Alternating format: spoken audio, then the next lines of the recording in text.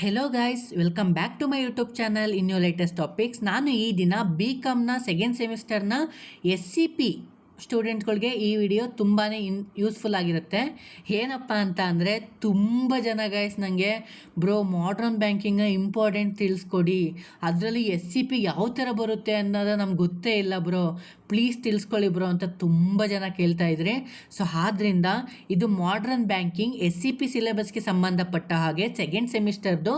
ಇದು Bengaluru university, but same syllabus ಇರೋದ್ರಿಂದ don't worry. And then ಇನ್ನೊಂದು ಟಿಪ್ಸ್ನ ಕೊಡ್ತೀನಿ, ಅದನ್ನು ನೀವು ಆಯ್ಕೆ ಮಾಡಿಕೊಂಡ್ರು ಸಹ, ಆ ಟಿಪ್ಸಲ್ಲೂ ನೀವು ಓದ್ಕೊಂಡ್ರು ಸಹ ನೀವು ಒಳ್ಳೆ ಸ್ಕೋರ್ನ ಮಾಡ್ತೀರಾ. ಸೊ ಅದರಲ್ಲಿ ನನ್ನ ಮೇಲೆ ನಂಬಿಕೆ ಇಡಿ. ಸೊ ಏನೇನಪ್ಪ ಅಂತ ಅಂದರೆ, ಮೊದಲನೇದಾಗಿ modern banking. So important questions ಹೇಳೋಕ್ಕಿಂತ ಮುಂಚೆ ಇದ್ರದ್ದು ನಮ್ಮ ತುಮಕೂರು ಯೂನಿವರ್ಸಿಟಿಯ ಎಕ್ಸಾಮ್ ಪ್ಯಾಟ್ರನ್ನ ತಿಳ್ಕೊಳ್ಳೋಣ. ಮೊದಲನೇದಾಗಿ ನಿಮಗೆ 2 ಮಾರ್ಕ್ಸಿಗೆ ಬರಿಬೇಕಾಗತ್ತೆ. ಸೊ ನೆಕ್ಸ್ಟು 5 ಮಾರ್ಕ್ಸು, ಆಮೇಲೆ 15 ಮಾರ್ಕ್ಸು. ನಿಮಗೆ MCQ ಕ್ವಶನ್ಸ್ ಇಲ್ಲ. ಅದರಲ್ಲೂ ಮೊದಲನೇದಾಗಿ ನಮಗೆ ಸೆಕೆಂಡ್ ಸೆಮಿಸ್ಟರಲ್ಲಿ ಬ್ಯಾಂಕಿಂಗ್ ಲ್ಯಾಂಡ್ ಪ್ರಾಕ್ಟೀಸ್ ಅಂತ ಒಂದಿತ್ತು, NEP ಸಿಲೆಬಸ್ಗೆ ಸಂಬಂಧಪಟ್ಟಂಗಿತ್ತು. ನೀವು ಆ ಪೇಪರ್ ಓದ್ಕೊಂಡ್ರೂ ಸಹ ನೀವು ಒಳ್ಳೆ ಗುಡ್ ಸ್ಕೋರ್ನ ತೆಗಿತೀರಾ. ಯಾಕಪ್ಪ ಅಂತ ಅಂದರೆ ಅದು ಬ್ಯಾಂಕಿಂಗ್, ಬಟ್ ನೇಮ್ನ ಚೇಂಜ್ ಮಾಡಿ ಇಟ್ಟಿದ್ದಾನೆ ಅಷ್ಟೇ. ಬಟ್ ಅಲ್ಲಿ MCQ ಕ್ವಶನ್ಸ್ನ ಕೊಡ್ತಾನೆ, ಇಲ್ಲಿ MCQ ಕ್ವಶನ್ಸ್ನ ಕೊಡೋದಿಲ್ಲ. ಸೊ ಇದು ಕಂಪ್ಲೀಟ್ಲಿ ಈ ಪೇಪರ್ ಏನಾಗಿದೆಯಲ್ಲ ಮಾಡ್ರನ್ ಬ್ಯಾಂಕಿಂಗು, ಇದು ಕಂಪ್ಲೀಟ್ಲಿ SCP ಕ್ವಶನ್ ಪೇಪರೇ ಆಗಿದೆ. ಇದು ಬೆಂಗಳೂರು ಯೂನಿವರ್ಸಿಟಿದು ಬೆಂಗಳೂರು ಸಿಟಿ ಯೂನಿವರ್ಸಿಟಿ ಅಂದ್ಕೋತೀನಿ. ಸೊ ಇದು ಕಂಪ್ಲೀಟ್ಲಿ ನಮ್ಮ ತುಮಕೂರು ಯೂನಿವರ್ಸಿಟಿ ಸಿಲೆಬಸ್ ಏನಿದೆಯಲ್ಲ ಅದ್ರ ಪ್ರಕಾರನೇ ಫಾರ್ಮೇಷನ್ ಆಗಿರುವಂಥದ್ದು. ಸೊ ಅವ್ರಿಗೆ ಆಲ್ರೆಡಿ ಎಕ್ಸಾಮ್ ಆಗಿದೆ. ಸೊ ಅದ್ರ ಮೂಲಕ ಇದನ್ನು ವಿಡಿಯೋ ಮಾಡ್ತಾ ಇರ್ತೀನಿ. ಸೊ ಈ ವಿಡಿಯೋ ಇದು ಪ್ರತಿಯೊಂದು ಕ್ವಶನ್ಸ್ಗಳು ಇಂಪಾರ್ಟೆಂಟು. ಆ್ಯಂಡ್ ದೆನ್ ನಮ್ಮದು 2024 ಮಾಡ್ರನ್ ಬ್ಯಾಂಕಿಂಗ್ ಇತ್ತಲ್ವ, ಮಾಡ್ರನ್ ಬ್ಯಾಂಕಿಂಗ್ ಅಂದರೆ ಲ್ಯಾಂಡ್ ಪ್ರಾಕ್ಟೀಸ್ ಆಫ್ ಬ್ಯಾಂಕಿಂಗ್ ಅಂತ ಇತ್ತಲ್ವ, ಆ ಪೇಪರು ಸಹ ಇದಕ್ಕೆ ಅಪ್ಲಿಕಬಲ್ ಮಾಡಿದ್ದೀನಿ. ಇವೆರಡು ಪೇಪರ್ ನೋಡಿಕೊಂಡ್ರೆ ಸಾಕು, ನಿಮಗೆ ಒಳ್ಳೆ ಗುಡ್ ಸ್ಕೋರ್ ಆಗುತ್ತೆ. ಸೊ ಅವು ಯಾವ್ಯಾವು ಅಂತ ನೋಡೋದಾದರೆ, ಸೊ ಇಲ್ಲಿ ಮೊದಲನೇದಾಗಿ 10 ಕ್ವಶನ್ಸ್ ಇದ್ದಾವೆ. 10 ಕ್ವಶನ್ಸ್ ಸಹ ನೋಡ್ಕೊಂಬಿಡಿ ಯಾವೆಲ್ಲ ಹೇಳಿದ್ದಾನೆ. ಸೊ ಅದರಲ್ಲಿ ಮೊದಲನೇದಾಗಿ 2 ಮಾರ್ಕ್ಸಿಗೆ ಯಾವ ಥರ ಕ್ವಶನ್ಸ್ ಬರ್ತವೆ ಅನ್ನೋ ನೋಡ್ಕೊಳ್ಳಿ. So first question, what is bank? Bank ಎಂದರೇನು? ಸೊ ಇನ್ನು next question, what is cheque ಎಂದರೇನು? ಓಕೆ, ಇಷ್ಟು ಈಸಿಯಾಗಿ ನಮ್ಮ ಕಡೆ ಕೇಳಲ್ಲ, ನಮ್ಮ ತುಮಕೂರು ಯೂನಿವರ್ಸಿಟಿ ಕೇಳಲ್ಲ. ಅವು ಯಾವ ಥರ ಲೆವೆಲಲ್ಲಿ ಇದೆ ಅಂತ ನಾನು ನಿಮಗೆ ತಿಳಿಸ್ತೀನಿ.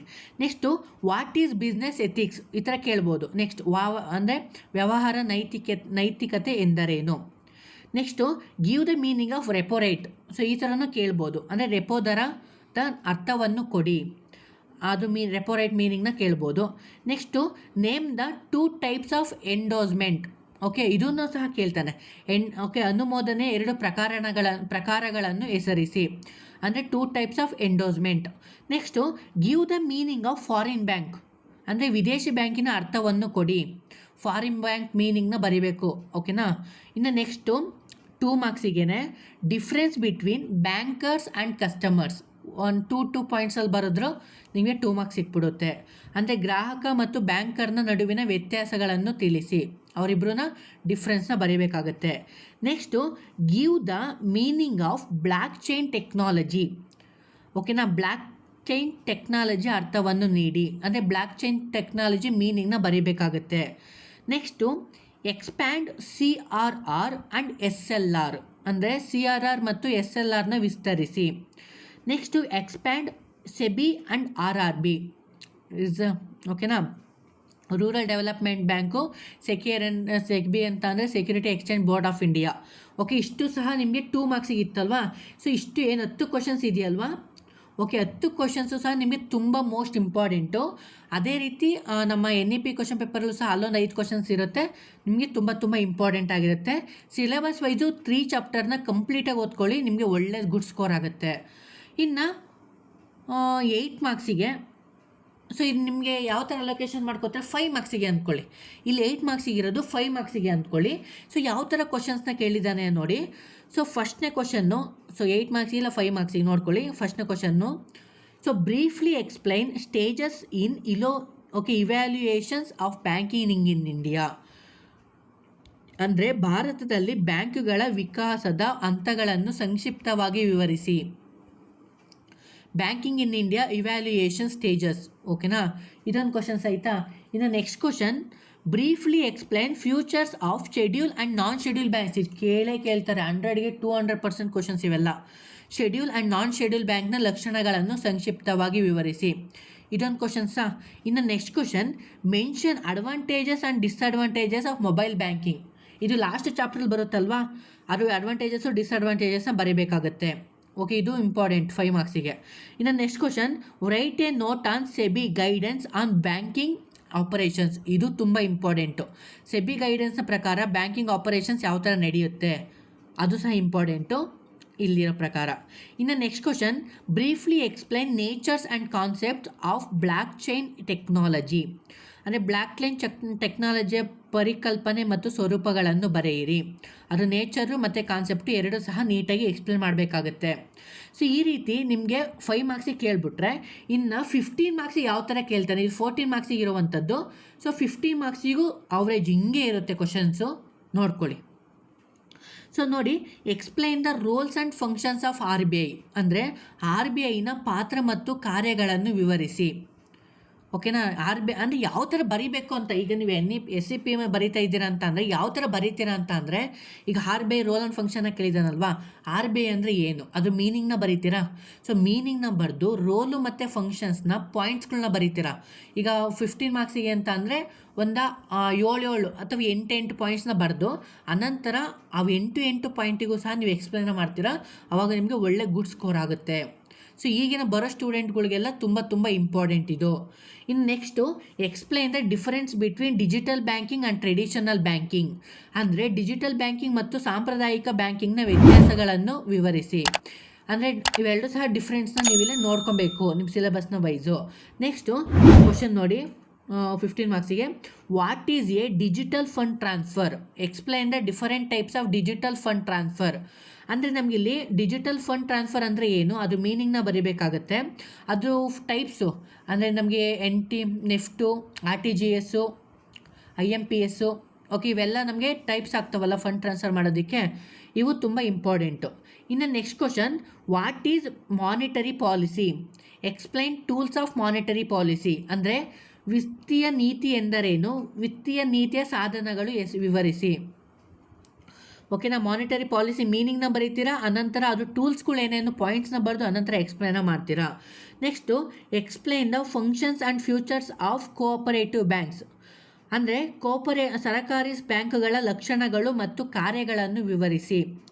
ಅಂದರೆ ನಾವೀಗ ಕೋಆಪರೇಟಿವ್ ಬ್ಯಾಂಕ್ಸ್ ಅಂದರೆ ಏನು ಮೀನಿಂಗ್ನ ಬರೆದ್ಬಿಟ್ಟು ಫಂಕ್ಷನ್ಸು ಫ್ಯೂಚರ್ಸು ಅದು ಪಾಯಿಂಟ್ಸ್ನ ಬರೆದು ಅನಂತರ ಎಕ್ಸ್ಪ್ಲೈನ್ ಮಾಡಿದ್ರೆ ನಿಮಗೆ ಗುಡ್ ಸ್ಕೋರ್ ಆಗುತ್ತೆ. ಓಕೆನಾ. ಇಷ್ಟ ಆಯಿತು ನೋಡಿ. ಇದೇ ನಾನು ಹೇಳಿದ್ದು law and practice of banking. ಇದು 2024, ಇದು ತುಮಕೂರು ಯೂನಿವರ್ಸಿಟಿಯ ಪೇಪರ್ ಆಗಿರುತ್ತೆ. ಸೊ ಇದು ನಿಮಗೆ MCQ ಕ್ವಶನ್ಸ್ ಇಲ್ಲ. MCQ ಕ್ವಶನ್ಸ್ನ ಬಿಟ್ಬಿಟ್ಟು ನೀವು 2 ಮಾರ್ಕ್ಸಿಗೆ ಮತ್ತು 4 ಮಾರ್ಕ್ಸ್ನ 5 ಮಾರ್ಕ್ಸಿಗೆ ಅಂದ್ಕೊಳ್ಳಿ, 12 ಮಾರ್ಕ್ಸ್ನ 15 ಮಾರ್ಕ್ಸಿಗೆ ಅಂದ್ಕೊಳ್ಳಿ. ಸೊ ಅದರಲ್ಲಿ ಏನು ಬದಲಾವಣೆ ಆಗಲ್ಲ. ಸೊ ಅಲ್ಲಿ 10 ಕ್ವಶನ್ ನೋಡ್ಕೊಂಡ್ರ, ಅದನ್ನ ಈ 5 ಕ್ವಶನ್ನ ಆ್ಯಡ್ ಮಾಡ್ಕೊಳ್ಳಿ. ಮತ್ತು 2023 ಕ್ವಶನ್ ಪೇಪರ್ನೂ ಸಹ ಇದಕ್ಕೆ ಆ್ಯಡ್ ಮಾಡ್ತೀನಿ, ಅಂದರೆ ಪಿನ್ ಮಾಡಿರ್ತೀನಿ.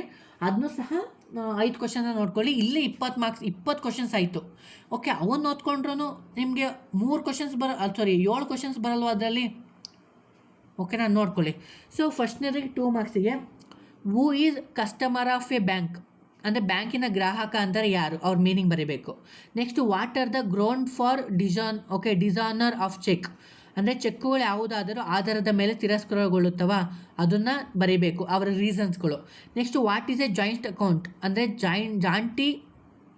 ಜಂಟಿ ಖಾತೆ ಎಂದರೇನು, ಜಾಯಿಂಟ್ ಅಕೌಂಟ್ಸ್ ಮೀನಿಂಗ್ನ ಬರೀಬೇಕಾಗುತ್ತೆ. So next, name the parties to promissory note. ಅಂದರೆ ವಾಗ್ದಾನ ಪತ್ರದಲ್ಲಿ ಬರುವ ವ್ಯಕ್ತಿಗಳನ್ನು ಹೆಸರಿಸಿ. ಪ್ರಾಮಿಸರಿ ನೋಟಲ್ಲಿ ಯಾರು ಬರ್ತಾರೆ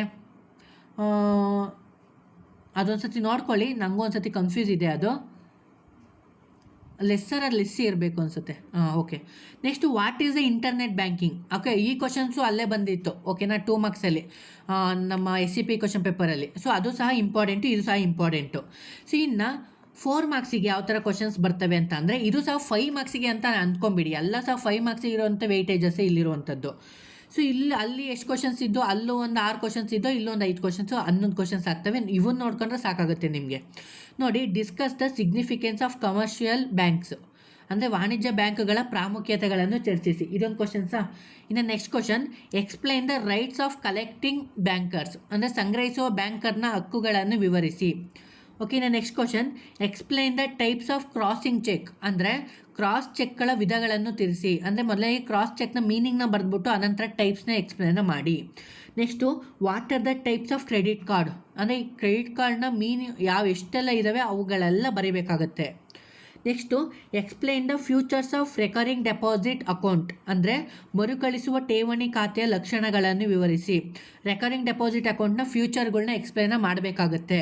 ಸೊ ಇಷ್ಟು ಸಹ ನಮಗೆ 4 ಮಾರ್ಕ್ಸಿಗಾದರೆ, ಇನ್ನು 12 ಮಾರ್ಕ್ಸಿಗೆ ಯಾವ ಥರ ಕ್ವಶನ್ಸ್ ಇದ್ದಾವೆ, ಎಷ್ಟು ಇಂಪಾರ್ಟೆಂಟು, ಓಕೆನಾ, ಅವೆಲ್ಲ ಸಹ ನೋಡ್ಕೊಳ್ಳಿ. ಓಕೆನಾ, ಇವೆಲ್ಲ ಸಹ ನಿಮ್ಮ ಮಾಡರ್ನ್ ಬ್ಯಾಂಕಿಂಗ್ಗೆ ತುಂಬ ಇಂಪಾರ್ಟೆಂಟ್. ಇದು ಸಿಲೆಬಸ್ ಚೇಂಜ್ ಇಲ್ಲ, ತುಂಬ ಇಂಪಾರ್ಟೆಂಟು, ಸೇಮ್ ಇದೆ ಸಿಲೆಬಸ್ಸು. ಆದ ಕಾರಣ ನಾನು ಹೇಳ್ತಾ ಇರೋದು. ಓಕೆ, ಸೊ ಫಸ್ಟ್ ಕ್ವಶನ್ ನೋಡಿ, 12 ಮಾರ್ಕ್ಸ್ ಅಥವಾ 15 ಮಾರ್ಕ್ಸಿಗೆ. ಓಕೆ, ನಿಮಗೆ 15 ಮಾರ್ಕ್ಸಿಗೆ ಇರೋದು ವೇಟೇಜ್ ಇರುವಂಥದ್ದು ಈ ಥರನೇ ಅಂದ್ಕೊಳ್ಳಿ.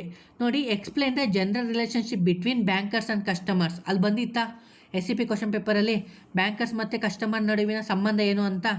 Okay, next question, explain the circumstances under which cheques are dishonours, ಅಂದರೆ ಯಾವ ಸಂದರ್ಭದಲ್ಲಿ ಚೆಕ್ಗಳು ವಿವರಿಸಿ. ಅಂದರೆ ಈ ಚೆಕ್ಗಳು ಯಾವಾಗ ಡಿಸಾನರ್ ಆಗ್ತವೆ, ಅವಕ್ಕೆ ಕಾರಣಗಳೇನೇನೋ ಅವೆಲ್ಲ ಕೇಳ್ತಿದ್ದಾನೆ, ನಾವಿಲ್ಲಿ ತಿಳಿಸ್ಕೊಡ್ಬೇಕಾಗುತ್ತೆ. Next, explain the conditions for opening accounts in fixed deposit and recurring deposits, ಅಂದರೆ ಓಪನಿಂಗ್ ಅಕೌಂಟ್ಸು ಮತ್ತು ಫಿಕ್ಸ್ಡ್ ಡೆಪಾಸಿಟು ಆ್ಯಂಡ್ ರೆಕರಿಂಗ್ ಡೆಪಾಸಿಟ್ಸ್ನ ಕಂಡೀಷನ್ಸ್ ಏನೇನು. ಸೊ ಅದು ಸಿಲೆಬಸಲ್ಲಿದೆ, ನೀಟಾಗಿ ಓದ್ಕೊಳ್ಳಿ. Next, explain the types of cheque, ಅಂದರೆ ಚೆಕ್ಕುಗಳ ವಿಧಗಳನ್ನು ವಿವರಿಸಿ. ಯಾವ ಥರ ಮಾಡ್ತೀರಾ ಅಂತ ಅಂದರೆ, ಚೆಕ್ ಮೀನಿಂಗ್ನ ಬರೀತೀರಾ, ಅದು ಟೈಪ್ಸ್ 10ರಿಂದ 12 ಇದಿದ್ದಾವೆ ಟೈಪ್ಸು, ಅಷ್ಟು ಸಹ ಬರೆದುಬಿಟ್ಟು ಅನಂತರ ಎಕ್ಸ್ಪ್ಲೇನ್ ಮಾಡ್ತೀರಾ. Next, what are the advantages and disadvantages of internet banking, explain. ಅಂತರ್ಜಾಲ ಬ್ಯಾಂಕಿನ ಅನುಕೂಲ ಮತ್ತು ಅನಾನುಕೂಲ ವಿವರಿಸಿ. SCP ಕ್ವಶನ್ ಪೇಪರಲ್ಲಿ ಬಂದಿತ್ತು, same question paper NEP question ಪೇಪರಲ್ಲೂ ಬಂದಿದೆ. ಸೊ ಆದ ಕಾರಣ ಇದು ಸಹ ಮೋಸ್ಟ್ ಇಂಪಾರ್ಟೆಂಟು. ಸೊ ಇಷ್ಟು ನಿಮ್ಮ SCP ಪೇಪರ್ನ ಓಕೆ ಆ ವಿದ್ಯಾರ್ಥಿಗಳು ಹೇಳೋದಾದರೆ, ಸೊ ಇಷ್ಟು ಗೈಸ್ ನಿಮ್ಮ ಮಾಡರ್ನ್ ಬ್ಯಾಂಕಿಂಗ್ಗೆ ಸಂಬಂಧಪಟ್ಟಂಗೆ ಇಷ್ಟು ಕ್ವಶನ್ ಓದ್ಕೊಂಡ್ರೆ ಸಾಕು, ನಿಮ್ಗೆ ಆರಾಮಾಗಿ 35ಕ್ಕಿಂತ ಜಾಸ್ತಿ ಮಾರ್ಕ್ಸೇ ಬರುತ್ತೆ. ಓಕೆನಾ, ಅಂತ ಇದಕ್ಕೆ ಸ್ಟಿಕ್ ಆನ್ ಆಗಬೇಡಿ, ಕಂಪ್ಲೀಟ್ಲಿ 3 ಚಾಪ್ಟರ್ನ ಕಂಪ್ಲೀಟಾಗಿ ಓದಿ ಒಳ್ಳೆ ಸ್ಕೋರ್ನ ತಗೊಳ್ಳಿ ಅಂತ ಹೇಳ್ತಾ thank you guys, bye, see you. ಒಟ್ಟಾರೆಯಾಗಿ ನಿಮಗೆ ಖುಷಿಯಾಗಿರುತ್ತೆ ಈ ಪೇಪರ್ನ ನೋಡಿ. ಸೊ ಆದಷ್ಟು ನಿಮ್ಮ ಫ್ರೆಂಡ್ಗಳಿಗೂ ಶೇರ್ ಮಾಡಿ, ನನ್ನ ಚಾನಲ್ನ ಆದಷ್ಟು ಬೇರೆಯವ್ರಿಗೆ ಶೇರ್ ಮಾಡಿ, ಮತ್ತು ವಿಡಿಯೋಗೊಂದು ಲೈಕ್ ಕೊಡಿ ಅಂತ ಹೇಳ್ತಾ thank you guys, bye, see you. Next ವಿಡಿಯೋಲಿ ಸಿಗ್ತೀನಿ.